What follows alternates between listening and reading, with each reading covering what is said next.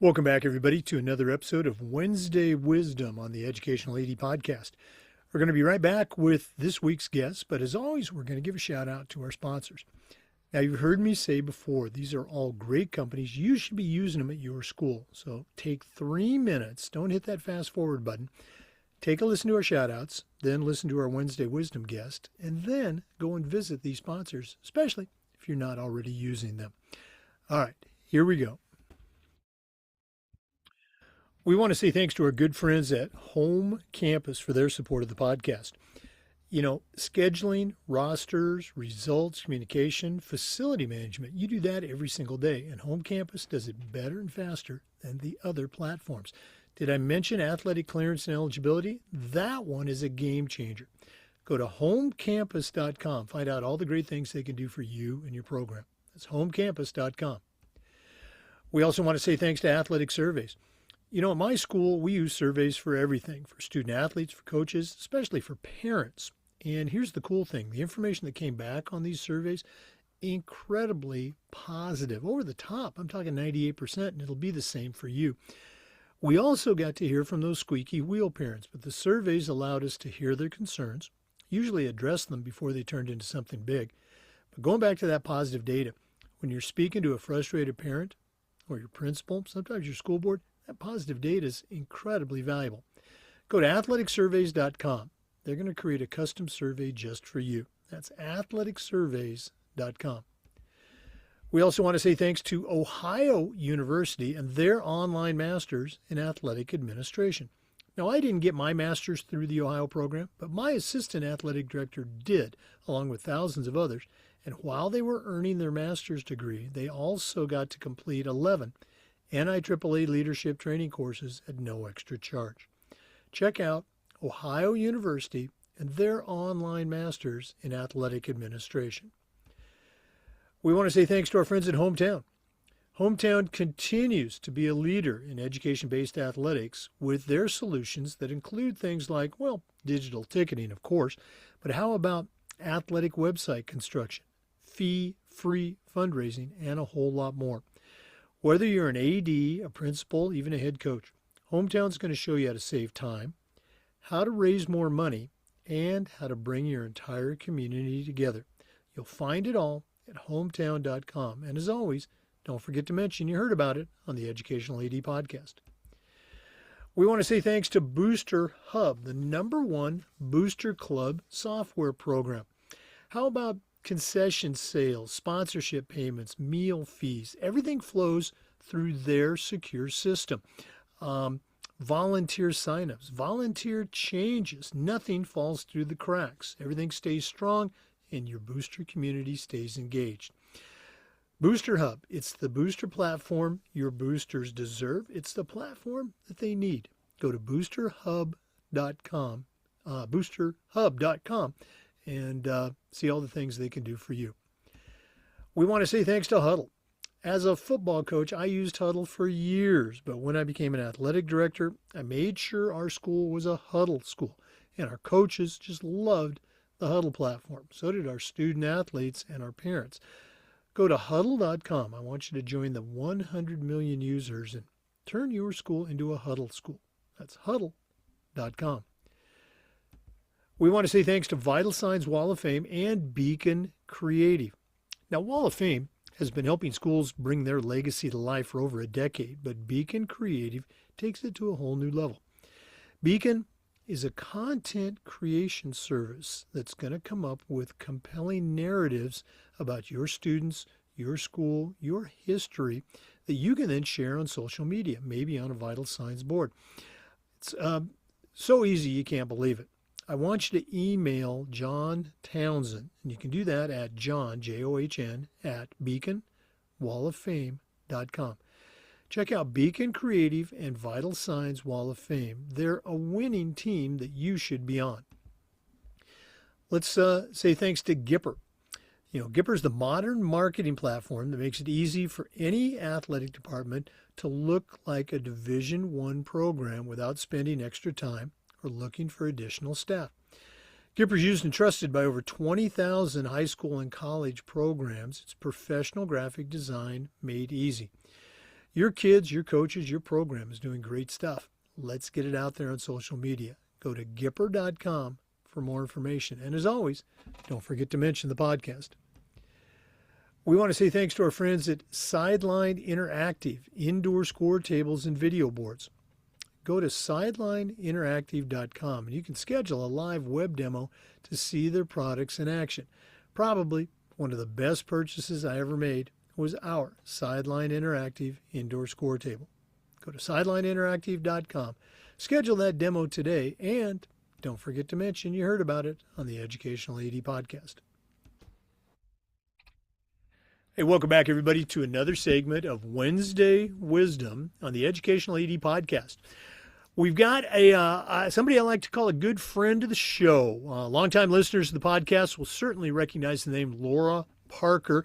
She was on, I think it was season 2, a tremendous resource. If you're not connected with Laura Parker, go back to our Spotify archives, listen to her segment. But Laura has, again, a tremendous background as a coach, as an athletic director. She is an assistant director for the Virginia High School League, and we're welcoming her back on the show to kind of get an update of all things Virginia and also just check in with a good friend, Laura Parker of Virginia. Welcome back to the podcast.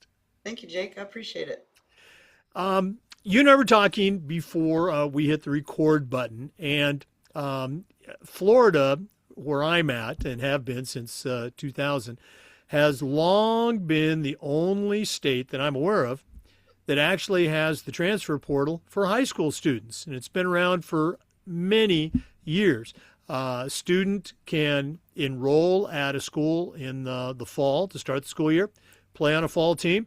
As soon as that season's done, they can legally transfer to any school they want to, anywhere in the state, and play a winter sport. And then guess what? In the spring, they can do it a third time, transfer to another school, and play a third sport at a third school. It's not because of our state association or our athletic directors. It's because it is a state statute. Our Florida legislature years ago, some parent was upset that their child couldn't transfer, got their local representative to promote a bill.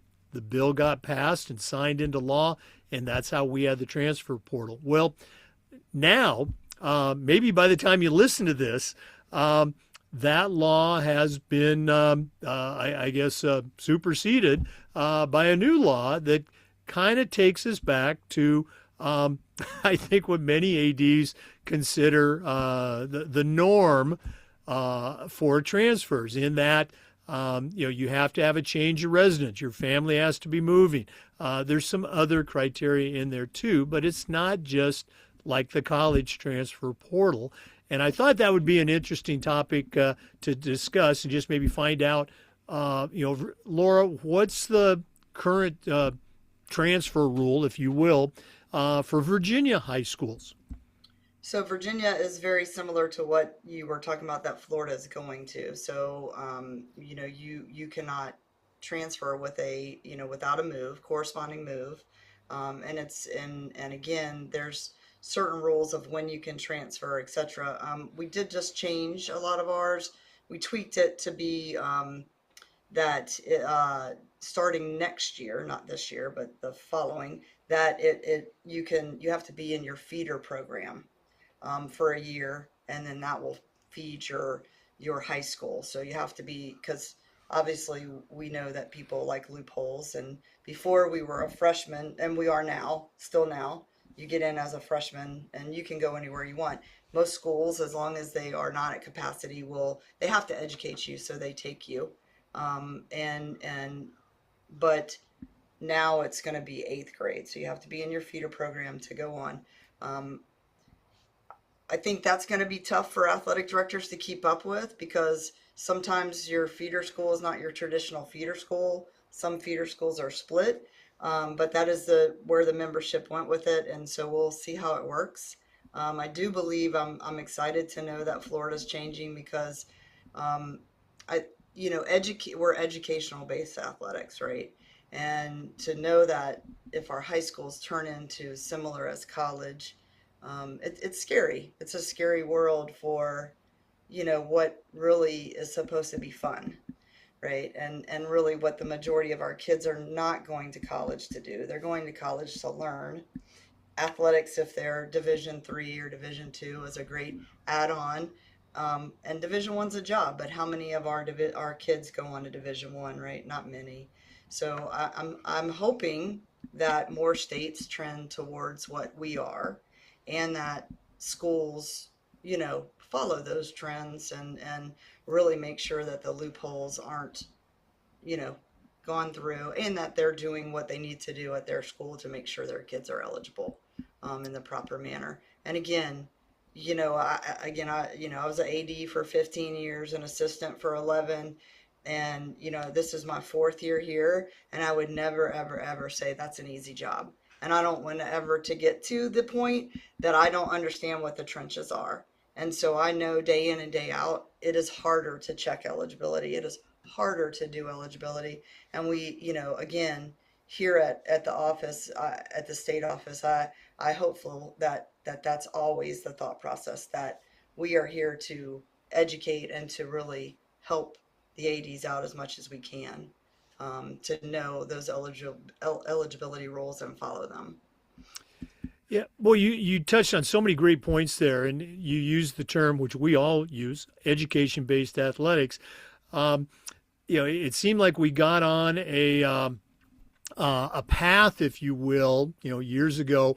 It used to be, kids couldn't wait to play for their high school team. Boy, I can't wait to put on the uniform, can't wait to be a part of that high school program.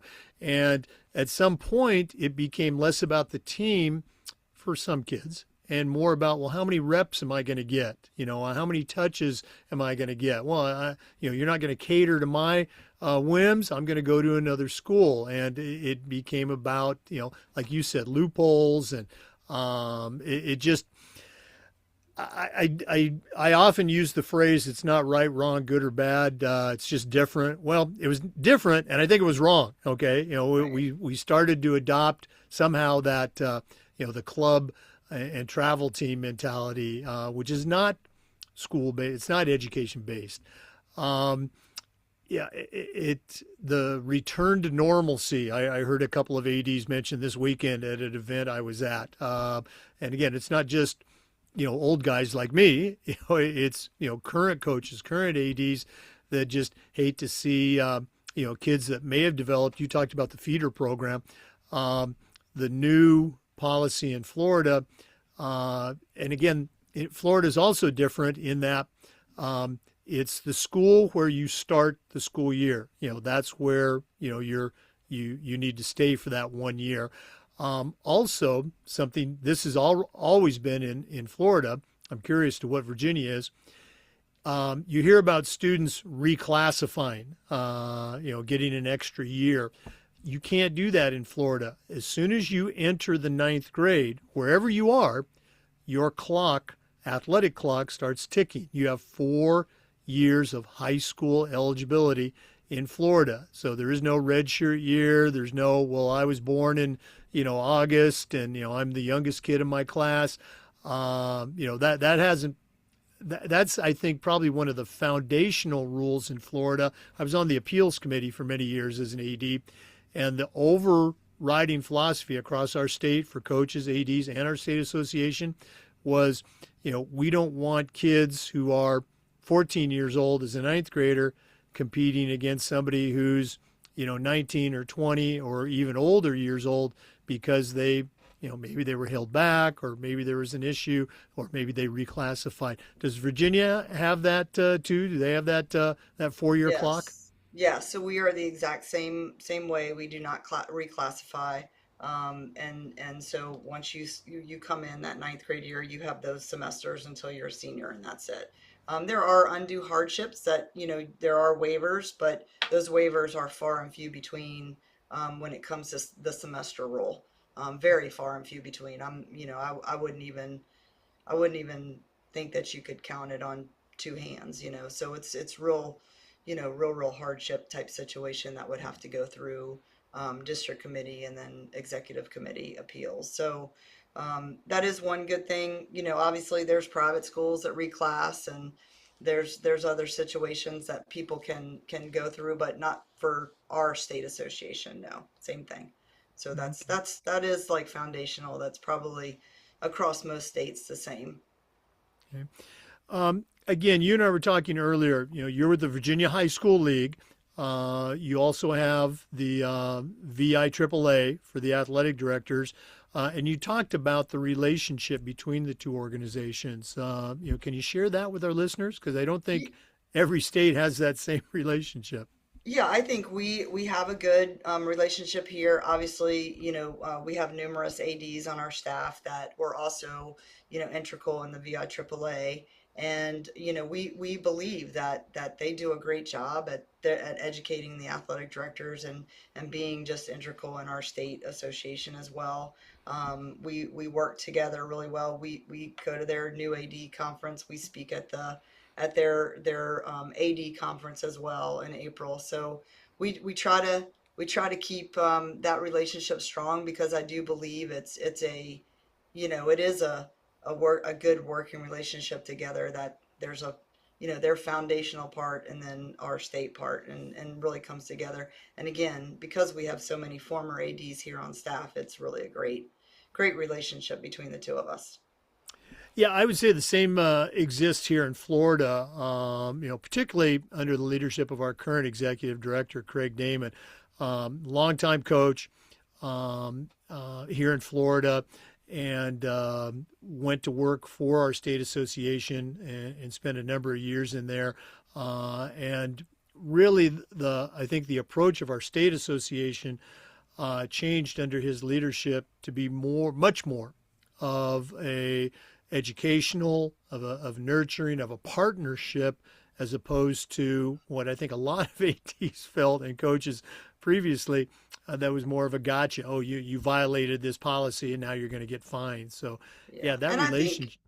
I think that, seen a lot of times. It might be even seen some here. I think my mindset is, and I express this. It's like sort of what my why was as an AD, and then my why now, right? My why as an AD was, I'm here for my coaches and my student athletes, and I'm a coach of the coaches, right? Now I believe I'm here to be that mentor, that coach of the athletic directors. And as you and I were talking, I never ever want to forget what it's like in the trenches. I just don't. That's important to me wherever, it takes me. I don't want to forget that. And so I think that what we were talking about, that foundational part and that educational part, and I don't want anybody ever to think we are a got you. Obviously we have rules. We want people to follow those rules. And obviously if they break a rule, there are things that have to follow that. But how can we make sure that the information we get out there is clear, that we can really, really go through it and make sure they understand it, and they understand they can pick up the phone and call, right? I think too, sometimes, they're not afraid to call, but sometimes they don't have all the information, so then we don't get all the information. And so it's really, I think, again, it's that partnership between us and the schools, whether it be the principals or the ADs, to say, hey, I can pick up the phone. I can ask them this question on eligibility, on game management, on whatever it may be. And again, not feel like it's a gotcha, but feel like, okay, we're a partnership. We work together to make athletics, educational athletics, the best it can be. So, what does that look like, right? And I might not have all the answers. They might have an answer I didn't have. And I'd be like, oh, that's a great answer. Because obviously, when we get to state championships, it's run by us with the help of them. And so, it is on us to, what does that look like in a huge stadium? What does that game management look like? What does that, safety aspect look like? So I think it really is a partnership that we have to, like you said, nourish, right? And again, but we also do have to admonish, we got to go the other way, and we do have to punish if things are broken. But how do we make sure that doesn't happen, minimally, right? And we were talking about the turnover, and athletic directors, principals. I mean, it's just hard, right? And everybody's crunched time. So how do we get out there and really communicate and teach and make that partnership really solid? Um, when that turnover is happening, it's hard. Right. The we say with coaches, but the same is true for ADs. The only thing harder than hiring and finding a good coach or a good AD is keeping them. And you talked about the foundational principles, and you and I were talking about the NIAAA and the leadership training courses, which are just fantastic. The legal courses, the management courses, the operation courses, they are just such great resources. However, some ADs never get a chance to take those courses and learn those great tools, if you will, because of either a misstep or they just get overwhelmed with all of the minutia that goes into the daily job. You talked about eligibility, turning in rosters, making sure coaches are certified, making sure kids are certified that they're eligible. That's where those eligibility issues come up. Um, the F the FHSAA, the Florida High School Athletic Association, has done, in my opinion, just a great job of reaching out and partnering with FIAAA, the AD Association, to help in those areas, to help teach those foundational principles of eligibility, to offer mentorship, so an AD knows that they can call up a fellow AD and get an answer to a question. What are some things you've been with Virginia High School League now for 4 years, but you were an AD before that? What are some things that the Virginia High School League does in those areas to help retain ADs, get them past that first year? We say the magic is 3. If we can keep them for 3 years, we think we got one. What are some things that you guys do with the Virginia High School League to make sure that those ADs do have a chance to succeed? Yeah, I think right now again, going back to the partnership with the VIAAA, they do a great job of mentorship and in that base level. They partner ADs with new ADs. And so that's a good start. I think here we're starting to build that. It's been sort of a foundational thing that I want to do. Like right now, we have 6 classifications. Each of us are in charge of not the liaison between classifications. So right now with my class, I meet with those new ADs pretty much bi-monthly. It's nothing, like, this date we're going to meet and we have to talk about this, but it's more of, hey, let's get together. Our membership meeting is coming up. These are big topics coming into our meeting, and you tell me what's going on with you. I think that's where we're heading with everything, that we really really want to get with those new ADs and make sure that they have the tools to know, hey, this is a trouble, this is a hot topic. I gotta make sure, because again, like what you said, you get into that job and it goes so fast. You blink and the school year's over. And then you're like, gosh, well, again, when do I get a break, or when do I get to reevaluate what happened in that year to say, okay, what am I going to improve on, right? I got to improve on whether it be, I can remember back in my early days, right? The coach's education was always one of those things that was really hard. You started out really good on monitoring it and marking it down and getting it in your spreadsheet. And this was before, online platforms existed, right? And then by the spring, you're like, oh my gosh, I know they're done, but I didn't put that in the spreadsheet. And because time just gets away from you. So those important things, I think, I always call the 2 things, like, what are you going to get fired for, right? Safety and eligibility. Pretty much everything is contained under those things, right? Money is that third one, right?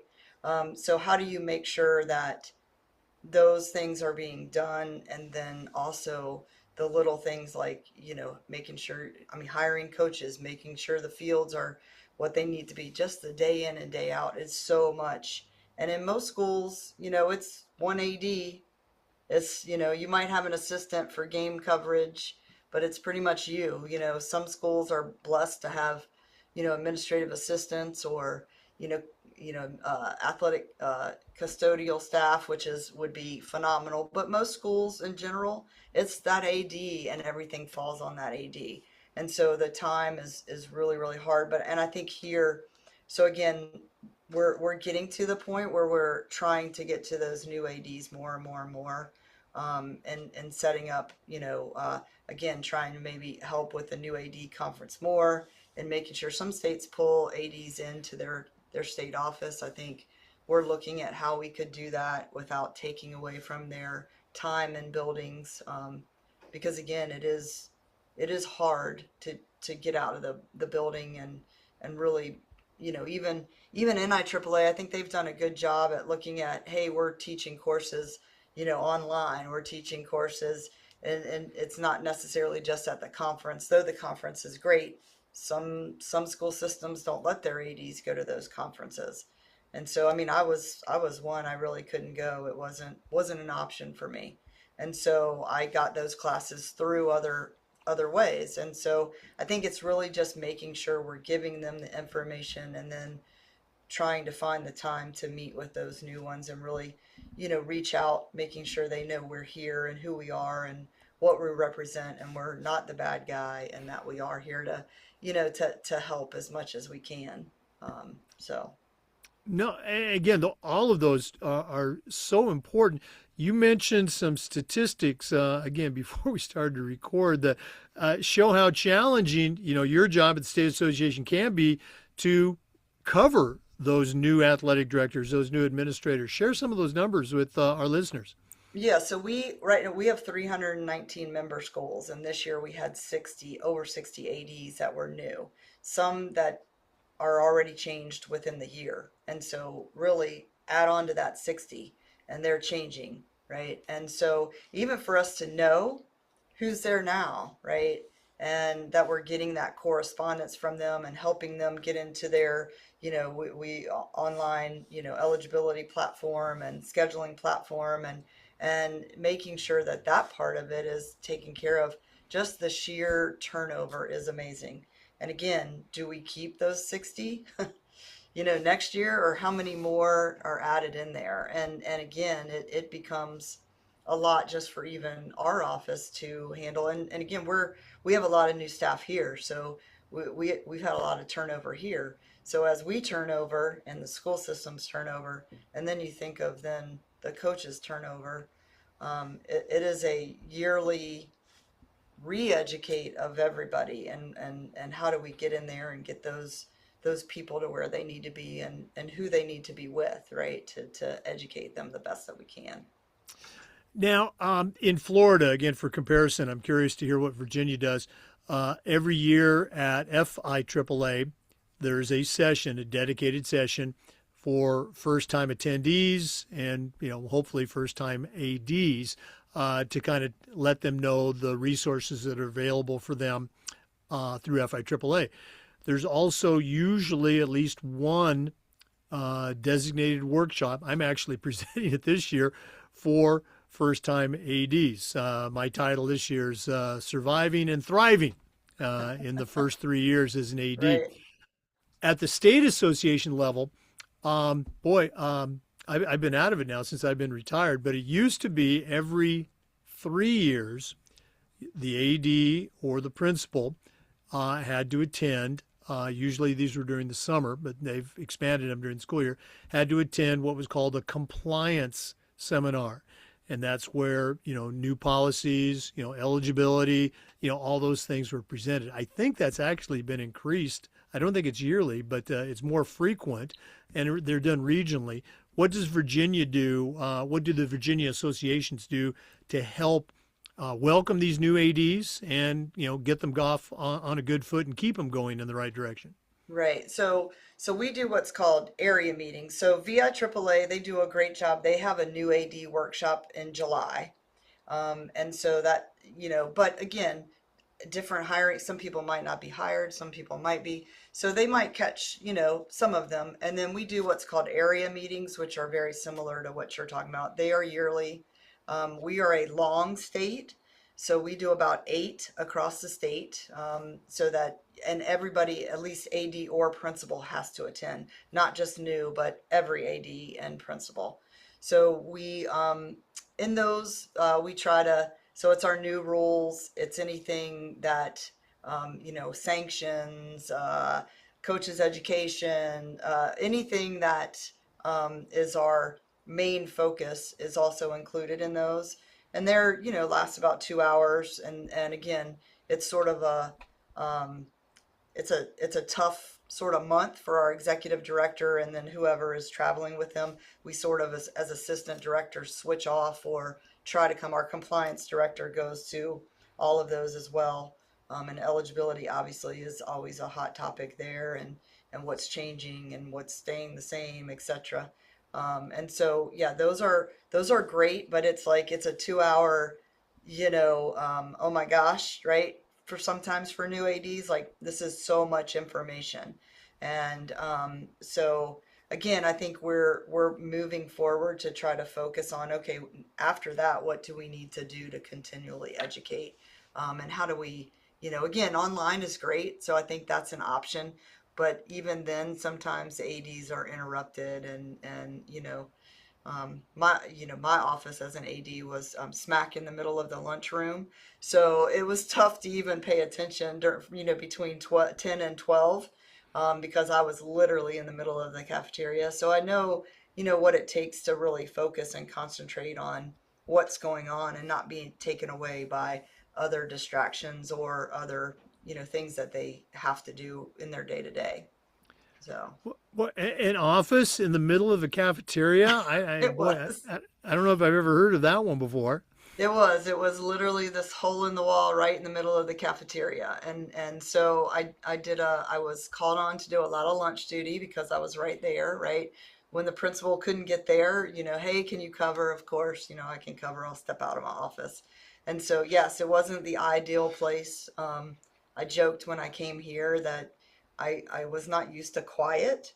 So it was almost a little eerie, when you go from a school to, an office with 14 employees. It's a little different. So yeah, no noise really sort of bothered me at first, but I'm getting used to it. That is crazy. Mhm. Um, talking about your state conference, I think a few years ago, I actually donated a copy of the AD Toolbox books to all those new ADs. Hopefully, that was a positive resource for them. Yeah, like I said, we have a great group, and our conference is a really great conference, and with lots of great, you know, um, classes in it. I honestly, pretty much I go just to, I don't, a lot of times I do speak, but most of the time I like to go just because I like to learn. And again, it's important for me to stay, relevant with what's out there on the other side. So yeah, I think Virginia does an outstanding job with it, with both their new AD conference and their AD conference. So, which is coming up soon. So. Well, let's go and give those dates out. Maybe somebody still wants to register and go visit a new state. Yeah, Virginia is in. You put me on the spot. So I believe it's the 20. It's in April, and I believe it's, oh yeah, the 21st through the 24th, and that's going to be in Virginia Beach this year. And then the new AD conference, I'm not exactly sure of those dates, but it's in July. And again, both great learning tools, and we have a phenomenal group. Some of that have been on with you. Shay was just on, I think, just a little bit. So she's president, and I think you've had Lisa on here before, Corpru, and some great. We have some great top-notch ADs that really help run the VIAAA. So. Oh no, absolutely. Okay, and you guys know you got a green light anytime you want to come back on the podcast. Yeah. Talking about state conferences, Florida's is also coming up. The Florida FIAAA conference, May 1st. That's a Friday through May 4th, Monday. We start with LTI courses all day Friday, and they continue Saturday morning, and then workshops, keynotes. It's around Kentucky Derby weekend, so we always watch the Kentucky Derby. People make wagers, if you will, and it's all legal. Right. But yeah, Fun stuff. Yeah. come to the FIAAA conference and go to the Right. Virginia conference as well. Laura, thanks so much for taking time out of your busy day. to share with our listeners. And listeners, again, you have a tremendous resource here. If one of them wants to reach out and connect with you, pick your brain a little bit more, what's the best way that they can reach out and connect with Laura Parker? So email is lparker@vhsl.org. Very simple. And they can. I'm pretty quick to answer. People call me or email me all the time, and because they know they're going to get an answer back pretty quickly, or I'm going to find it for them. So yeah, anybody feel free to reach out and pick my brain, and I will pick theirs. I can guarantee that. So I'm always willing to. I always want to learn and make sure I'm finding out some new and great things. So Oh, no, absolutely. That's how we all get better. yes. Well, all the best as spring sports roll out there in Virginia, Yes. wrapping up those winter sports championships. I hope you have a great conference. I'm actually committed that week, so I'm not going to be able to make it up there, but hopefully I can get up there someday. I know I've talked to Yeah. Shay a couple of times, bugged her about having me come up and present. There you go. And hopefully we can get you down here to Florida to check out our conference. Yeah, that'd be awesome. Well, thank you. I appreciate it. For listeners, we appreciate you. And just a reminder that we upload the Zoom recordings of all of our interviews to the Educational AD Podcast YouTube channel. We do Wednesday Wisdom just about every week and just about every day. We try to share stories and best practices from the world of athletics. So please come back and join us again on the next episode of Wednesday Wisdom on the Educational AD Podcast. We'll see you next time.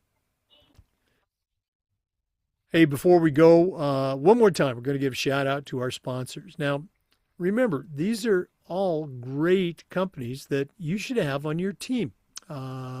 Reach out, check out what they can do for you. Beacon Creative and Vital Signs Wall of Fame, Home Campus, Booster Hub, the #1 booster club software program, Athletic Surveys by LifeTrack. Go to athleticsurveys.com. Sideline Interactive, indoor score tables and video boards. Go to sidelineinteractive.com. Hometown, find them at hometown.com. Huddle, I used it as a football coach. As an AD, we were a Huddle school. Go to huddle.com. Ohio University and their online masters in athletic administration. Check out Ohio University. And Gipper. Go to gipper.com. Start creating world-class social media marketing content for your school. That's gipper.com. Thanks again for listening. We'll see you next time on the Educational AD Podcast.